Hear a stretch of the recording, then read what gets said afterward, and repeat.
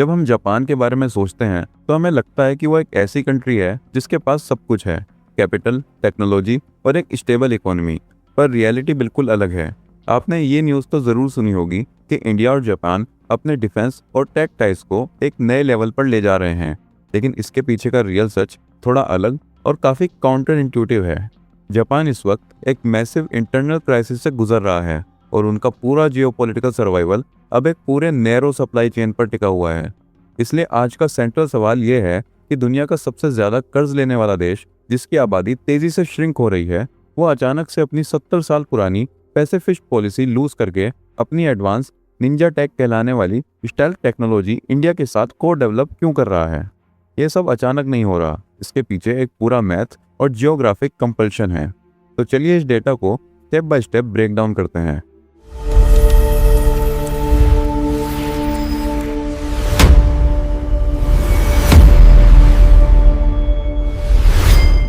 सबसे पहले स्टार्ट करते हैं उस एक चीज से जो किसी भी देश को जिंदा रखती है, एनर्जी। जापान के पास अपने खुद के जीरो डोमेस्टिक ऑयल और गैस रिजर्व्स हैं। उनकी 85% से ज्यादा एनर्जी इंपोर्ट्स को एक बहुत लंबा और खतरनाक रास्ता तय करना पड़ता है। ये शिप्स मिडल ईस्ट के स्ट्रेट ऑफ हॉर्मूज से निकलकर इंडियन ओशन क्रॉस करते हैं। उसके बाद स्ट्रेट ऑफ मलक्का से होकर साउथ चाइना सी के डेंस चोक पॉइंट से गुजरती हैं। अगर इस लंबे मैरीटाइम रूट में एक भी जगह ब्लॉकेड लग गया तो जापान का पूरा पावर ग्रिड कोलैप्स हो सकता है। लेकिन थ्रेट सिर्फ ऑयल का नहीं है। एनालिस्ट का मानना है कि अगर ताइवान स्टेट में एक सस्टेन्ड चाइनीज मिलिट्री ब्लॉकेड लगता है तो जापान और साउथ कोरिया जैसे ट्रेड डिपेंडेंट इकोनॉमीज का बहुत बड़ा हिस्सा फ्रीज हो जाएगा। ब्लूमबर्ग इकोनॉमिक्स के एक एस्टीमेट के मुताबिक एक full scale Taiwan conflict global economy को लगभग $10 ट्रिलियन यानी ग्लोबल जीडीपी का 10% तक का झटका दे सकता है। और इसका असर सिर्फ ट्रेड पर नहीं होगा। ताइवान दुनिया के लगभग 90% एडवांस्ड लॉजिक सेमीकंडक्टर्स बनाता है, इसलिए एक सीरियस ब्लॉकेट से एडवांस चिप्स की ग्लोबल सप्लाई बहुत बुरी तरह चौक हो जाएगी। इसलिए अपनी इन क्रिटिकल सी लेन्स को प्रोटेक्ट करने के लिए टोक्यो को एक ऐसे पार्टनर की जरूरत थी जो इंडियन ओशन और मलक्का स्टेट के पास फिजिकली मौजूद हो। लेकिन क्या आप किसी पर अचानक भरोसा कर सकते हैं? जियोपॉलिटिक्स में ट्रस्ट डेकेड्स में बनते हैं। इंडिया और जापान के केस में ये ट्रस्ट 1952 में शुरू हुआ था। वर्ल्ड वॉर 2 के बाद जब अलाइड पावर जापान को पनिश कर रही थी, तब इंडिया ने 1951 के सैन फ्रांसिस्को पीस कॉन्फ्रेंस को साइड स्टेप कर दिया था। इसके बजाय न्यू दिल्ली ने 9 जून 1952 को टोक्यो में जापान के साथ एक सेपरेट बायलैटरल ट्रीटी साइन की और इस ट्रीटी में इंडिया ने अपने सारे पोस्ट वॉर रिपरेशन क्लेम्स यानी युद्ध का मुआवजा पूरी तरह छोड़ दिया था। ये एक हिस्टोरिक एंकर था और इसी के चलते 1958 में जापान ने दुनिया में सबसे पहला ऑफिशियल डेवलपमेंट असिस्टेंस यानी ODA येन लोन सिर्फ इंडिया को एक्सटेंड किया था। लेकिन यह हिस्ट्री है। आज 2026 में इक्वेशन बदल चुकी है। अब हम आते हैं उस प्रॉब्लम पर जो जापान को अंदर से खा रही है और जिसकी वजह से उन्हें इंडिया के डेमोग्राफिक की सख्त जरूरत है। आपको लगता होगा कि जापान इकोनॉमिकली बहुत स्ट्रॉन्ग है, लेकिन उनका नेशनल बजट एक स्ट्रक्चरल ट्रैप में फंसा हुआ है। ग्लोबल डेटा के अनुसार जापान आज दुनिया की सबसे ओल्डेस्ट सोसाइटीज में से एक है। उनकी कुल आबादी का लगभग 29% हिस्सा 65 ईयर ओल्ड या उससे ज़्यादा उम्र का हो चुका है। इस एजिंग पॉपुलेशन का डायरेक्ट असर उनके लेबर फोर्स पर पड़ रहा है। रिक्रूट वर्कर्स इंस्टीट्यूट के प्रोजेक्शंस के मुताबिक साल 2040 तक जापान में लगभग 11 मिलियन वर्कर्स का एक बड़ा और स्थायी नेट लेबर शॉर्टफॉल पैदा होने वाला है। जब लोग काम नहीं करते और रिटायर हो जाते हैं तो देश का खर्चा बढ़ जाता है और ये बात जापान के financial year 2026 general account budget में साफ दिखती है। उनका टोटल बजट एक हिस्टोरिक हाई पर है, 122.30 ट्रिलियन येन। लेकिन इस मैसिव बजट का लगभग 58% हिस्सा ऐसे एरिया में फंसा है जिसे गवर्नमेंट आसानी से कट नहीं कर सकती। इसमें से लगभग 39.5 ट्रिलियन येन सीधा सोशल सिक्योरिटी में जाता है, यानी लोगों की पेंशन्स और हेल्थ केयर के लिए। और इससे भी बड़ी प्रॉब्लम है उनका कर्ज। जापान का ग्रॉस पब्लिक डेब्ट उनके टोटल इकोनॉमिक आउटपुट का लगभग 250% ऑफ जीडीपी हो चुका है, जो पूरे डेवलप्ड वर्ल्ड में सबसे ज़्यादा है। बैंक ऑफ जापान लगातार इंटरेस्ट रेट्स बढ़ा रहा है, जिसके चलते डेब्ट सर्विसिंग यानी कर्ज का ब्याज चुकाने में उनका खर्चा करीब 10.8% जंप होकर 31.27 ट्रिलियन येन पर पहुंच गया है। तो अगर एक देश पर 250% डेब्ट है तो वो डिफॉल्ट क्यों नहीं कर रहा? ये इसलिए नहीं डूब रहे क्योंकि इनका कर्ज 90% से ज़्यादा इंटरनली फाइनेंस्ड है। ये पैसा उन्होंने अपने ही डोमेस्टिक इन्वेस्टर्स से लिया है और अपनी ही करेंसी यानी जापानीज येन में लिया है। यहाँ तक कि उनके डोमेस्टिक बॉन्ड मार्केट में भी बैंक ऑफ जापान अकेला 52% से ज़्यादा outstanding Japanese government bonds own करता है। लेकिन इस स्टैग्नेशन, लो ग्रोथ और वीक येन का नतीजा ये हुआ कि हाल ही में जर्मनी ने नॉमिनल जीडीपी रैंकिंग में जापान को ओवरटेक करके तीसरी पोजीशन हासिल कर ली और जापान चौथे स्लॉट पर आ गया। इसलिए जापान और इंडिया का अलायंस एक परफेक्ट पजल की तरह फिट होता है। जापान के पास कैपिटल सरप्लस और हाई टेक्निकल एक्सपर्टीज है, पर उन्हें डेमोग्राफिक कोलैप्स और लो स्टैग्नेंट ग्रोथ फेस करनी पड़ रही है। दूसरी तरफ इंडिया के पास एक मैसिव यूथ डेमोग्राफिक इंजन है, ब्रॉड कंजम्पशन मार्केट है और एक मैसिव कैपेक्स बूम चल रहा है।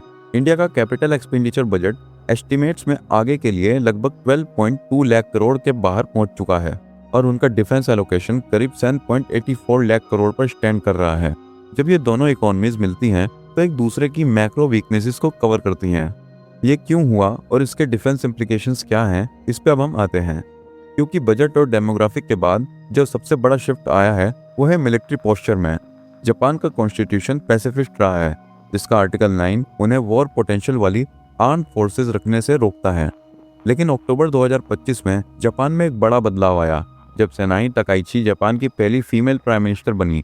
फरवरी 2026 के स्नैप जनरल इलेक्शन में उन्होंने लिबरल डेमोक्रेटिक पार्टी के हाउस ऑफ रिप्रेजेंटेटिव में एक 2/3 सुपर मेजोरिटी हासिल की। एलडीपी ने अकेले 465 में से 316 सीट जीती। इस सुपर मेजोरिटी के मिलते ही पीएम तकाइची ने आर्टिकल 9 को अमेंड करने और सेल्फ डिफेंस फोर्सेस पर लगे कॉन्स्टेंट्स को हटाने की दिशा में काम शुरू कर दिया। जापान ने अपने डिफेंस स्पेंडिंग को एग्रेसिवली बढ़ाकर 9.4 ट्रिलियन येन यानी अप्रोक्स 55 to 62 बिलियन डॉलर कर दिया है। उन्होंने अपना 2% of GDP defence budget target अपनी टाइमलाइन से 2 साल पहले ही हासिल कर लिया है। इस मिलिट्री बिल्डअप का सबसे बड़ा प्रूफ हमने जुलाई 2026 के न्यू दिल्ली समिट में देखने को मिला था। ये 16th India Japan annual summit था, जहां दोनों देशों की लीडरशिप के बीच एक अलग ही पर्सनल रिपोर्ट दिखी।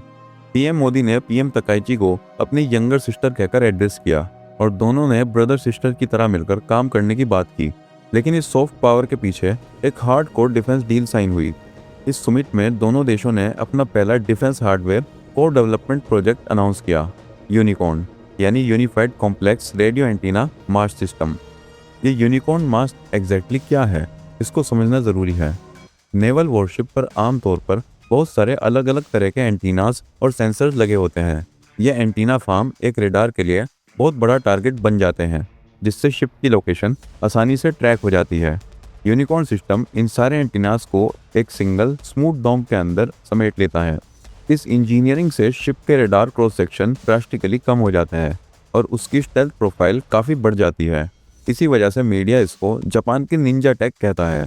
ओरिजिनल सिस्टम जापान की एनईसी कॉरपोरेशन ने डेवलप किया था, लेकिन इस प्रोजेक्ट के लिए जापान ने अपनी strict 3 principle of transfer of defence equipment and technology guidelines में रिलैक्सेशन दी। और अब आत्मनिर्भर भारत इनिशिएटिव के तहत भारत इलेक्ट्रॉनिक लिमिटेड इस एडवांस सिस्टम को इंडिया में को डेवलप और मैन्युफैक्चर करेंगे। लेकिन सिर्फ हार्डवेयर बनाकर बात नहीं बनती, उन्हें डिप्लॉय करना भी आना चाहिए। इसलिए दोनों देशों के पास अब acquisition and cross servicing agreement है, जो 2020 में साइन हुआ था। यह लॉजिस्टिक्स पैक्ट रेसिप्रोकल है। ये इंडियन और जापानीज फोर्सेस को एक दूसरे के मिलिट्री बेसिस पर फ्यूल, एम्यूनिशन और सप्लाईज रीसप्लाई करने की सुविधा देता है।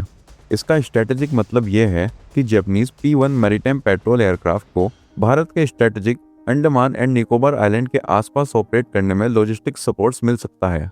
अंडमान आइलैंड की लोकेशन सीधा मलक्का स्टेट को ओवरलुक करती है, जहां से चाइनीज एनर्जी सप्लाई लाइंस गुजरती हैं।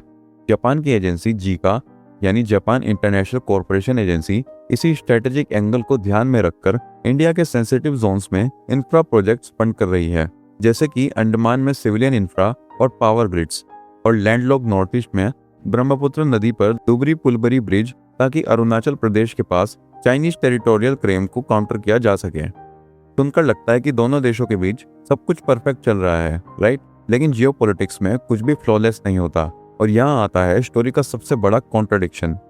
एक तरफ जहाँ मिलिट्री और स्ट्रेटेजिक टाइज अपने पीक पर हैं, वहीं दूसरी तरफ इनका एक्चुअल ट्रेड वॉल्यूम हैरान करने की हद तक कम है। ऑफिशियल डाटा के मुताबिक फाइनेंशियल ईयर 2023 और 24 में इंडिया और जापान का टोटल बायलैटरल ट्रेड वॉल्यूम केवल $22.85 बिलियन रहा। हाल के फाइनेंशियल ईयर 2025-26 में ये बढ़कर करीब $27.47 बिलियन हुआ है, पर फिर भी यह बहुत छोटा है। अगर आप इस फिगर को कॉन्टेक्स्ट में देखें तो ये भारत के स्विट्जरलैंड के साथ होने वाले ट्रेड से भी कम रहा है, जो कि $26 बिलियन है। इंडिया का टॉप ट्रेड चाइना और अमेरिका के साथ है, जो जापान से लगभग 5 गुना ज्यादा है। और इस ट्रेड में भी एक बड़ी एसिमेट्री है, जिसके कारण इंडिया का ट्रेड डेफिसिट लगातार एक्सपेंड हो रहा है। ऑफिशियल एस्टिमेट्स के आसपास नंबर्स इस ट्रेंड को दिखाते हैं। 2021 और 22 में ट्रेड डेफिसिट लगभग $8.21 बिलियन था। 2024 और 25 में यह बढ़कर करीब $12.65 बिलियन हो गया और फाइनेंशियल ईयर 2025 और 26 में यह डेफिसिट लगभग $15.39 बिलियन तक पहुंच गया। ऐसा इसलिए है क्योंकि इंडिया मुख्य रूप से लोअर वैल्यू गुड्स एक्सपोर्ट करता है, जैसे ऑर्गेनिक केमिकल्स, पेट्रोलियम और मरीन प्रोडक्ट्स, जबकि हम जापान से high value capital goods, electronics और स्टील इंपोर्ट करते हैं। 2011 में साइन हुआ कॉम्प्रिहेंसिव इकोनॉमिक पार्टनरशिप एग्रीमेंट इस गैप को ब्रिज करने में काफी हद तक इनफेक्टिव साबित हुआ। तो इतने बढ़िया पॉलिटिकल रिलेशन होने के बाद भी ट्रेड बढ़ क्यों नहीं रहा? इसका आंसर है कॉर्पोरेट और structural friction. Japan external trade organization के सर्वे बताते हैं कि जापान के स्मॉल और medium enterprises highly risk averse हैं। उन्हें इंडिया के complex land acquisition policies, unpredictable tax regimes और लंबी चलने वाली लीगल डिस्प्यूट मैकेनिज्म से डर लगता है। इसलिए वो इंडिया के बजाय वियतनाम और इंडोनेशिया में इन्वेस्ट करना ज़्यादा पसंद करते हैं। इंडिया में जो जापानीज इन्वेस्टमेंट है वो बहुत हद तक मेगा कॉन्ग्लोमेरेट्स जैसे सुजुकी, टोयोटा और मित्सुबिशी तक ही लिमिटेड है। दूसरी तरफ Indian IT firms world class होने के बाद भी जापानीज टेक मार्केट में स्ट्रगल कर रही हैं। वहाँ एक डीप लैंग्वेज बैरियर है और जापान के domestic software procurement network highly closed और कंजर्वेटिव है।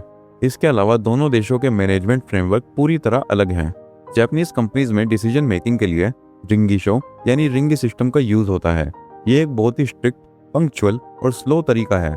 इसमें बड़े बॉसेस अकेले डिसीजन नहीं लेते, बल्कि कोई भी नया आइडिया या प्लान नीचे के एम्प्लॉयज यानी बॉटम लेवल से शुरू होता है और ऊपर की तरफ जाता है। जब तक मैनेजमेंट की हर एक लेयर यानी हर एक लेवल के बॉसेस इसको चेक करके अपने ऑफिशियल साइन ऑफ या सिग्नेचर नहीं दे देती, तब तक कोई फाइनल डिसीजन नहीं होता। वहीं इंडियन फ्रेमवर्क मुख्य रूप से एक extreme top down, hierarchical, flexible और हाईली एजाइल खुद डिसीजन मेकिंग इंजन पर वर्क करता है। जब ये दोनों कल्चर्स एक बोर्डरूम में मिलते हैं तो लगातार स्ट्रक्चरल फ्रिक्शन बनी रहती है। इसी फ्रिक्शन से बचने के लिए इंडिया में काम करने वाले कुछ Japanese expatriates heavily insulated micro economies में रहते हैं। इन्हें mini Nippon integrated industrial township कहा जाता है, जैसे राजस्थान में नीमराना और आंध्र प्रदेश में श्री सिटी। यहाँ उन्हें जापानीज फूड चेन्स, लोकलाइज एमिटीज और जापानीज स्पीकिंग मैनेजर्स मिलते हैं, ताकि उन्हें एक्सटर्नल इंडियन इन्वायरमेंट से कम फ्रिक्शन फेस करनी पड़े। लेकिन इन ग्राउंड लेवल चैलेंजेस के बावजूद दोनों देशों की लीडरशिप समझती है कि उन्हें आगे बढ़ना ही होगा, खासकर न्यू टेक्नोलॉजीज में। और इसीलिए अब फोकस ट्रेडिशनल ट्रेड से शिफ्ट होकर इमर्जिंग टेक फ्रंटियर पर जा रहा है। सबसे पहला बड़ा शिफ्ट सेमीकंडक्टर्स में आ रहा है। जापान की high and tech giant Tokyo electron limited ने भारत के टाटा इलेक्ट्रॉनिक्स के साथ एक बड़ा स्ट्रेटेजिक पार्टनरशिप फ्रेमवर्क फाइनलाइज किया है।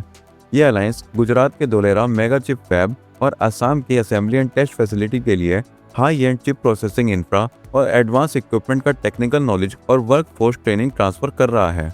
दूसरा फ्रंटियर है आर्टिफिशियल इंटेलिजेंस। दोनों देशों ने Japan India AI corporation initiative पहले ही अगस्त 2025 में पीएम मोदी की जापान विजिट के दौरान लॉन्च कर दिया था। जुलाई 2026 समिट में इसी के तहत उन्होंने एक अलग joint statement on AI corporation issue किया। इसका मेन मोटिव वेस्टर्न मोनोपोलीज से अलग एक ह्यूमन सेंट्रिक और एथिकल एआई फ्रेमवर्क तैयार करना है, जिसमें जॉइंट रिसर्च और दोनों देशों की भाषाओं को सपोर्ट करने के लिए advanced multilingual large language models यानी एलएलएम्स डेवलप करने पर फोकस है। और जापान की जो लेबर शॉर्टेज की प्रॉब्लम हमने शुरू में डिस्कस की थी, उसको एड्रेस करने के लिए दो अलग अलग ह्यूमन रिसोर्स कमिटमेंट्स हैं। पहला, एआई जॉइंट स्टेटमेंट्स के तहत साल 2030 तक लगभग 500 highly skilled Indian AI professionals को जापान इनवाइट करने का टारगेट है। दूसरा, एक broader action plan for human resource exchange के तहत अगले 5 साल में कुल 5 लाख पर्सनल्स एक 2-वे एक्सचेंज का एस्पिरेशनल टारगेट है, जिसमें इंडिया से जापान जाने वाले करीब 50,000 स्किल्ड पर्सन शामिल है। यानी 50,000 फिगर सिर्फ एआई पर्सनल्स का नहीं है, बल्कि ओवरऑल स्किल्ड वर्कफोर्स का है। इन्हें अलग समझना जरूरी है। तीसरा बड़ा एरिया जहां दोनों देश अपने म्यूचुअल थ्रेट को मिटिगेट कर रहे हैं वो है डीप सी माइनिंग और क्रिटिकल मिनरल। चाइना के पास इस वक्त रेयर अर्थ एलिमेंट्स पर ग्लोबल मोनोपोली है जो ईवी बैटरीज और डिफेंस हार्डवेयर के लिए जरूरी है। इस मोनोपोली को तोड़ने के लिए इंडिया और जापान रेयर अर्थ को लेकर एक्टिव टॉक्स में है और इंडियन ओशन के वाटर्स में जॉइंट एक्सप्लोर कर रहे हैं ताकि जरूरी मिनरल्स को निकाला जा सके।